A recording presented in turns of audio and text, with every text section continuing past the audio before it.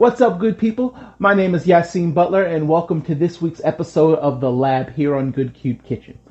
As you all know, I've been trying to lose some weight so that I can get to my brother's wedding and look good in photos. So I bought myself a suit.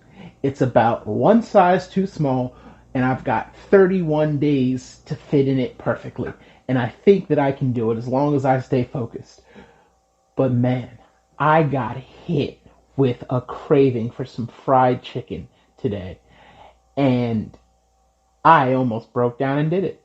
But I decided instead of going and buying some fried chicken, I'm going to make a keto fried chicken and see if I can satisfy my craving with that. So let's get started.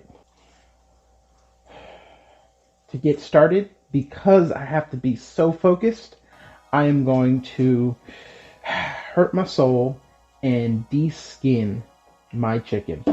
I never really de-skin my chicken, but if I really want to hit my goal, I'm going to have to focus more on how many calories I'm getting in with every meal.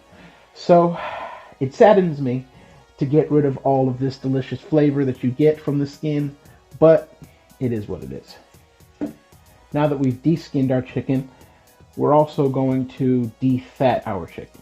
And I know that keto's all about getting in fats, but this much excess fat is not what you want.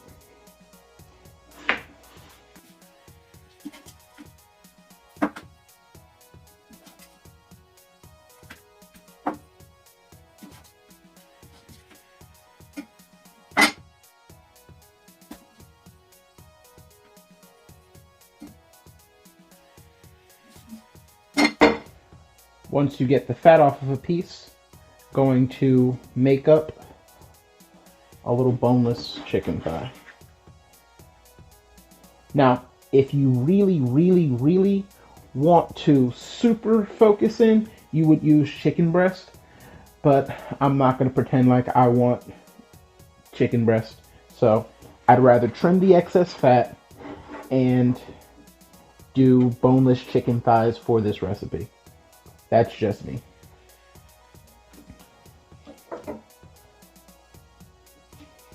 So I want to get at least 3 strips out of each thigh.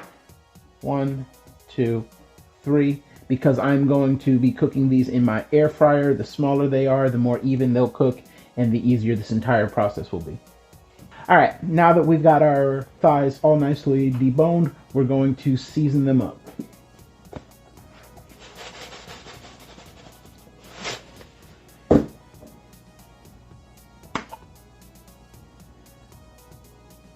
Some onion powder, some ground ginger. I'm going for a very Asian flavor here. Some cayenne pepper for some spice.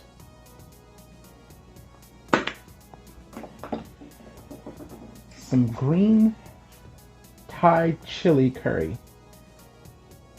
I have this mix. I bought it on discount at Walmart, and I rarely ever use it.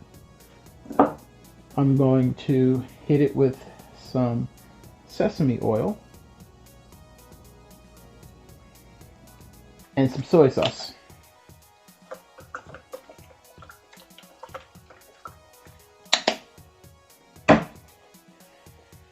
Now I'm going to crack 3 eggs.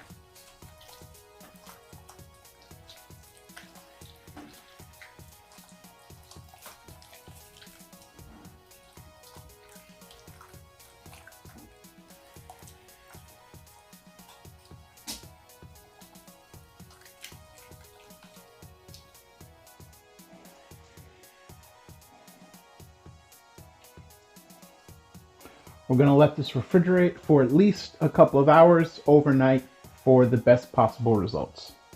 All right, so now that we've allowed those to sit and marinate for a little while,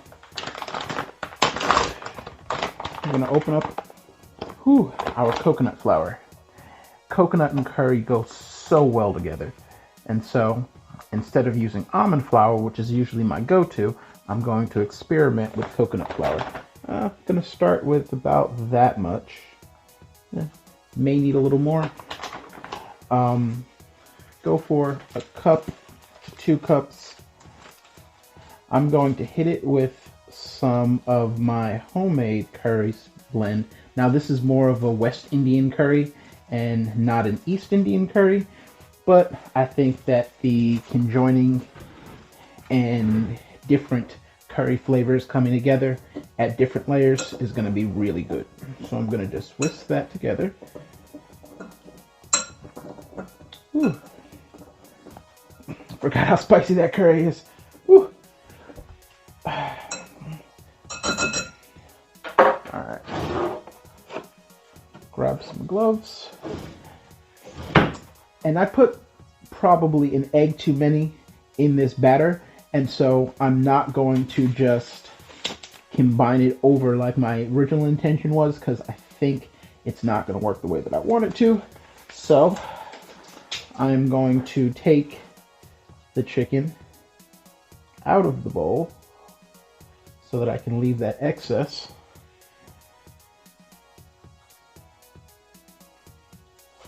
Yep. Okay. Now the goal is just to get everything nice and cakey. Oh, the smell in here is amazing. You've got that sesame oil, you've got the onion powder, and both of the curries are just hitting so right now. I am excited to get these cooking.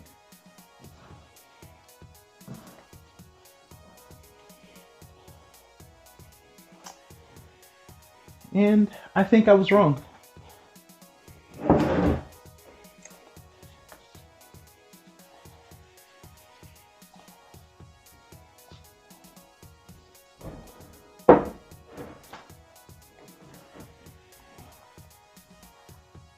Now I'm gonna let this rest and get a good absorption going, and then I am going to put them in the air fryer. I'm gonna have to do these in batches because it's way too much to put in on the little surface that I have. So this is gonna go in batches. Last step that I'm inventing in my brain as I'm working on this is I'm going to hit this with a little bit of oil, about 1/4 of a cup, because I want it to fry, which requires oil, and I don't think I put enough in there with the little bit of sesame oil that I added. So I'm gonna hit it with the avocado oil,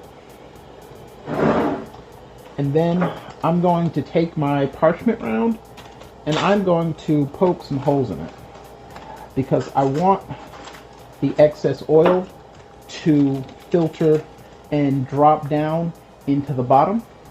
So I'm going to make this easy on myself, and I'm going to pause this. I'm going to put it down like that. I'm going to pierce these hole points here so that it makes some sort of sense. And really the parchment paper is just for making it easy to clean. I don't want to have to scrub any of this off the surface of this steamer. All right, time to actually get these going. So I'm going to put them down on my air fryer pan. I'm going to give them a bit of a bunch so that they're a nice big juicy bite instead of a flat cutlet type. I'm also going to make sure that I lay them around the surface, giving them some nice space so that those juices can extrude and drip out instead of making everything around it moist and mushy. So my air fryer's highest setting is 350 degrees. So I would suggest you put your somewhere between 350 and 400. If mine went up to 400, I would definitely be doing it on 400. And come back and check them in about 10 minutes.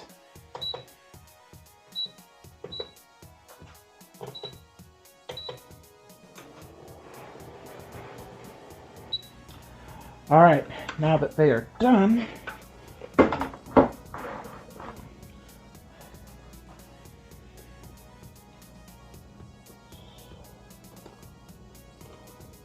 they've got a nice bit of crisp to them, so I'm going to use some of my broccoli slaw from last episode. I'm going to plate that right there. And a little hot.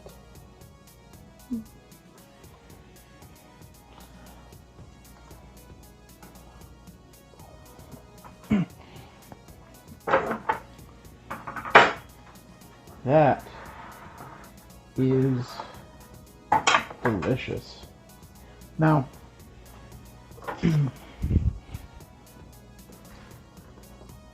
let's give one a try.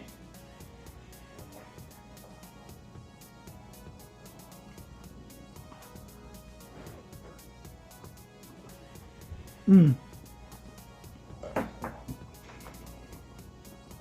Mmm. Hot, hot, hot.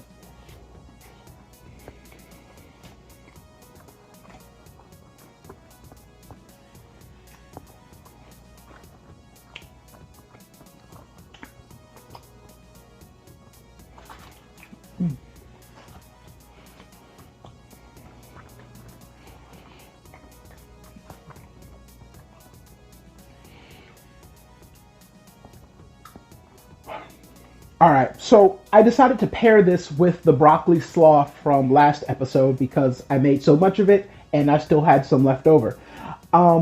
It's a great combination because even though I really, really, really wanted some crispy fried chicken, the coconut flour just didn't give me that. The texture is more like when you fry fish using a cornmeal mix, and so it's got a bit of a graininess to it, but it's not a bad graininess. But the flavors are absolutely out of this world.